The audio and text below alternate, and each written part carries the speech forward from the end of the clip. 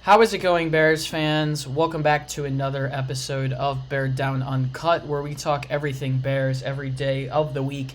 Happy Thursday, guys. Today, in episode number 80 of Uncut, we are going to give you guys our 5 Bears players who need to step up if the team wants to have a successful 2020 season.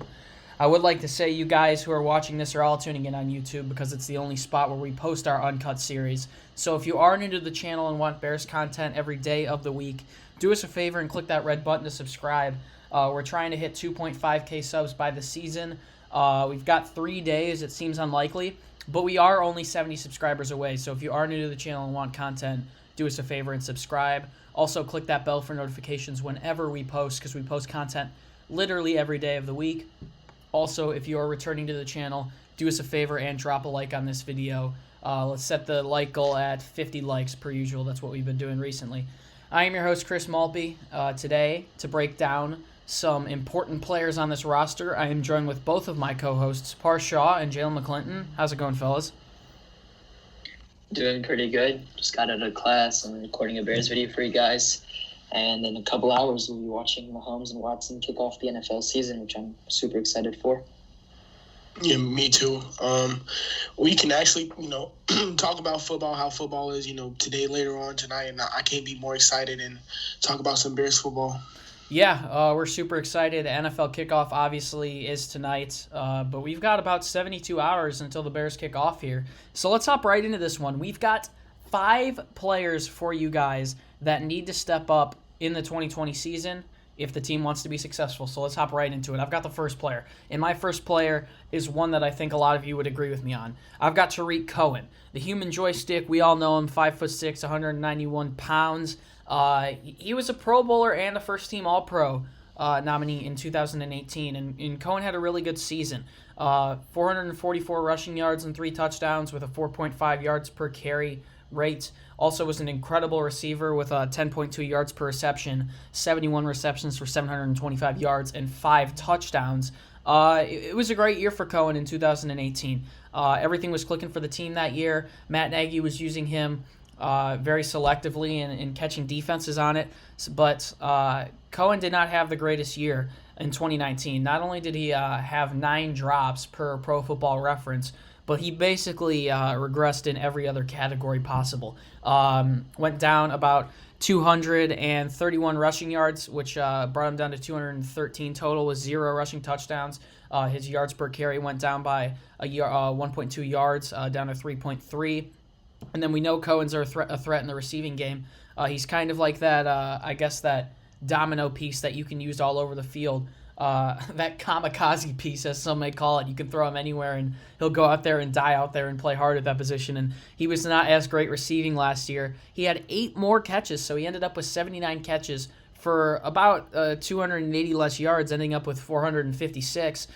His yards per catch went down by about 5 yards as well, down to 5.8, and he caught 2 less touchdowns. Look, we see David Montgomery a couple of weeks ago go down with a groin strain. He was limited in practice, did some individual drills on Wednesday. It could all be a plan to foil the Lions and get them to prepare for David Montgomery. You look at what Bill Belichick does every year, and he puts all the important players on the injury list in order to get in some teams' heads, and it's clear that they're playing or it's clear that they're not. But I think here it's pretty clear that Montgomery may not go this weekend. I don't think the Bears have to rush him for any reason. And it's going to be important that Cohen steps up. Not only in these first couple of weeks when Montgomery is out, but if Cohen wants to earn that extension in Chicago, we've been talking about it. He's on the last year of his rookie deal after being a 2017 draft pick. He's going to have to step up and put up some 2018 numbers. A lot of us are unconfident whether or not he's going to return to Chicago, and if he wants to, he's going to have to put up better numbers this year. So that's the first player that we think needs to step up on the Bears in 2020. Not only if the team wants to be successful, but in Tarik Cohen's case, if he wants to make that bag, if he wants to get that extension. So I'm going to pass it on to Parth now with the second player. I'm going to stay on the offensive side of the ball and go with an offensive lineman, Charles Leno Jr. back in 2018, Leno, surprised many Bears fans and became a Pro Bowler for this team. He was consistent and great throughout the year for Trubisky and this offense. He protected Trubisky the whole year. But in 2019, he regressed, and he regressed bad. I'm going to compare some stats for you guys. In 2018, he had 5 false starts and 1 illegal formation with 0 holding penalties. And then if you look at 2019, he had 3 false starts, a little lower in false starts, but then he had 7 holding calls and 2 illegal use of hands. So definitely digressed in 2019. You could say, that caused the whole offensive line to be a lot worse. 2019, the Bears' offensive line was, bottom 5 in the league. 2018, I think we were top 10 in the league. So if the Bears' offensive line wants to be any good this year, Charles Leno Jr. will have to improve. We'll have to go back to playing like 2018, just like Cohen. Chris said needs to go like playing 2018. A lot of players in this offense need to go back to that 2018 season or better for this team to get better. And I think it starts at the offensive line position, which is very important. And Charles Leno Jr. is one of the more important tackles for this team, in my opinion. Yeah, 100%. You look at Leno's stats last year per Pro Football Focus, tied for 5th in the league in penalties, also 5 sacks allowed, which was tied for 28th in the league. A very different season than we saw out of 2018 from the 7th round pick in the 2014 draft out of Boise State. Charles Leno Jr. is going to have to step up as well as the rest of the offensive line. Obviously, Parth pinpointed him. You could have pinpointed Bobby Massey, Jermaine Fetty as well. I think the only 2 solid contributors the Bears have on that offensive line is probably James Daniels and Cody Whitehair. But, that offensive line is going to have to step up as a unit, and Charles Leno was probably as ugly as you could get in 2019, so he's got to play a big part in 2020 if this team wants to not only have a better running game, not only have better pass protection, but just make it further in general as they push for the playoffs. So, Jaylen, McClinton, who is the third Bear that you think needs to step up in 2020? I'm going with another Jaylen Johnson, our 2nd-round pick out of Utah. On cut down day, we ended up releasing Kevin Tolliver, who I thought personally was going to be the opposite corner of Kyle Fuller coming into week 1. I obviously thought that, later down the road that Jaylen Johnson was going to obviously take over. That's the reason why we took him so early.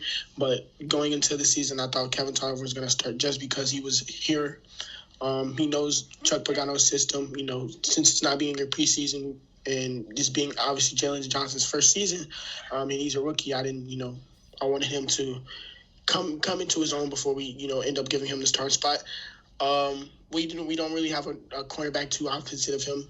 Jaylen Johnson is going to be facing some tough wide receivers week 1 against Kenny Galladay, and Marvin Jones Jr., who are obviously 2 great receivers in this league. Kenny Galladay actually got hurt today, so I don't know if he's going to play on Sunday, but just in case he is, he's still going to face either him or Marvin Jones Jr. Last year in his rookie, as my dog starts rocking, last year in his senior season or junior season at Utah, he had 36 total tackles, 2 interceptions, and 1 touchdown and 11 pass deflections on a torn shoulder. He played through that shoulder, I think, the last 2 seasons in Utah. And if he can have some, I wouldn't say great production, but solid production as a rookie, that would definitely help the secondary. Yeah, it's definitely going to help out a lot following the release of Prince Amukamara, someone who got cut by the Las Vegas Raiders. So you could tell that he probably wasn't up to par last year in Chicago, and Jaylen Johnson is definitely going to have a very important piece to this team in 2020 playing alongside Kyle Fuller. Kudos to him for winning the job, but now he has to show why he won the job, and we'll see his welcome to the NFL moment play out on Sunday. I spoke about it in yesterday's episode of 3 Key Factors. If it's going to be a good one or it's going to be a bad one, we don't know. It's all up to Johnson. So, Parth, I'm passing it back to you. Who is number 4 for the player who needs to step up in 2020? I'm going to go with Bilal Nichols. We obviously know that Eddie Goldman opted out of this season due to the coronavirus and having asthma and previous health issues. So the Bears made Bilal Nichols our new nose tackle for the season. His original position is defensive tackle, defensive end. but putting him at nose tackle, it's a whole different world for Bilal. Definitely is going to be a lot lighter compared to Eddie Goldman. I wouldn't say a lot less stronger, but at least there's some differences there for sure. So it'll be interesting to see how Bilal can step up to that challenge. It's not an easy position to play. It's one of the more underrated positions, and Eddie Goldman made it look easy for us Bears fans. He's definitely more underrated as a player on the Bears and in the NFL in general. I don't think he ever received enough recognition. The Bears fans always talked about Keem Hicks, Khalil Mack, but Eddie Goldman was never brought up when we were talking about the 2018 defense. So, Bilal Nichols has a big spot to fill up for this team, and hopefully he can do it. I got full faith in him. I think it's going to take him a couple games to adjust, as a lot of players would, because it's a whole different new position, like I said. But I think a couple games will be a struggle for him, and then he'll be fine. Yeah, Nichols definitely another player who's going to need to step up. He said previously he feels ready to step up to the challenge and has been proving it so far in camp. I mean, obviously the Bears' offensive line isn't anything incredible, but we saw the Bears re-sign journeyman John Jenkins this offseason, and Nichols actually beat him to win that nose tackle 1 or nose tackle 2 slot alongside Akeem Hicks. So definitely another player who's going to step up in another type of situation on defense where you got to prove why you earned the job. I've got the final player that needs to step up in 2020, and you can't really look at Bears players that need to step up in 2020 without looking at the tight end position. So I'm going to go with Jimmy Graham. Pretty easy choice for me. I mean, you take a look at Jimmy Graham's 2019 season, 38 receptions, 447 yards, and 3 touchdowns. It's nothing incredible. It's nothing flashy. He did have 11.8 yards per catch, which isn't bad on its own. But, it's nothing incredible, but I think that is going to need to upgrade if he wants to succeed in Chicago. Jimmy Graham obviously is turning 33 years old, but you look at the Bears' tight end room in 2019, they did them no justice. I said it yesterday, I'm going to say it again today. Trey Burton on a great contract, only catches 4 receptions for 84 yards, 0 touchdowns. Adam Shaheen, 9 receptions, 74 yards, 0 touchdowns. Burton and Shaheen combined to play 16 total games, with both being active for 8 games before landing on injured reserve during the season. They were definitely disappointing, and that led the team to turn to guys like Ben Broniker, Jesper Horsted, free agent signees like J.P. Holtz and Eric Saubert in the middle of the season to run block, to be able to catch passes, and do a ton of stuff that honestly those guys shouldn't be doing, at least at that high of that level. They are professionals, but I don't think it ever should have gotten that bad in the Bears' tight end room. And it's going to need to improve, and that starts with Jimmy Graham. I think he's going to have more opportunities than he's ever had in his career, except for when he was probably in New Orleans, to be able to succeed in an offense here. We know how important the offense is, the tight end is in the Andy Reid tree family. I said this yesterday.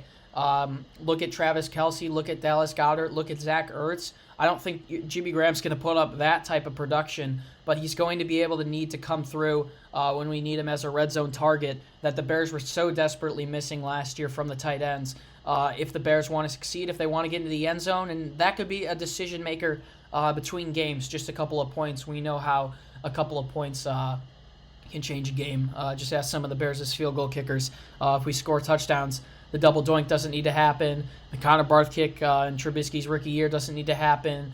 And the kick versus the Chargers last year when the Bears had so many opportunities to score doesn't need to happen. So literally scoring touchdowns can swing games. And if the tight ends are used properly, Mitch should have a couple more of red zone targets, which can really benefit this team.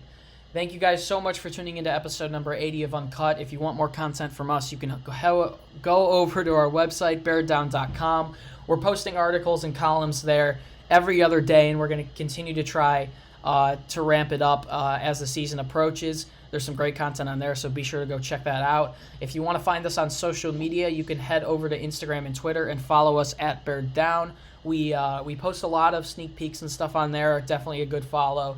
And finally, you can find the link to me, Jaylen, and Parth's social media Bears fan pages down in the description. Those are some great follows as well. Probably the best follows that we offer. We post a ton of content on those accounts as well. And also, we always remind you guys to look out for the podcast on those as well. So that'll pretty much do it for us. I would like to say before I pass it off to my co-host for one last word, we're going to be recording Fan Mail Friday later tonight. If you want to submit a question for that, you can either go to me or Parth's Instagram. Those are down in the description, and look at our Instagram stories. Or an easier option, if you're already on YouTube, you can click on our channel, go over to the community tab, and you can see that we posted a little poll over there for questions. So if you want to submit a question that's possibly in a video or in an article on our website, be sure to do that. That episode will be out tomorrow. And that's pretty much all we got. Parth Shaw, Jaylen McClinton, any last words? I'm probably gonna grind out some homework right now, so we can record later tonight, watch the game, and probably do a little bit more for the weekend, so I can go out and enjoy the Saturday with some friends, and then Sunday watch football all day. So yeah, it's gonna be a fun weekend. I'm excited for some football to be here finally. It doesn't feel real, but it's here, and let's watch some. All I gotta say is Bezo about that bread, but Beared Down. Yeah, that's That's about it. You'll understand what we mean by that if you're watching this. But one last thing I'd like to end on is that I'm going to an Indianapolis Colts game on September 27th. They're going to play the Jets. The Colts are allowing in 2,200 fans, and I go to college in Indiana, if you guys didn't know, and I got invited, so it should be very interesting going to a football game during COVID. But I'm looking forward to it. I'm obviously a Bears fan, but I have to root for the Colts when I can because I live in Indiana. But, yeah, that should be interesting. Maybe I'll record a little bit for it. Maybe even post a video saying I went to an NFL game during the coronavirus, so that should be an interesting one. Once again, my name is Chris Maltby. It's been a pleasure to be your host. Bears fans, you guys have been crushing the support recently. If you have listened this far in the video and haven't already, do us a favor and drop a like on this video. And as always, stay safe and bear down. We'll see you in the next one. Peace.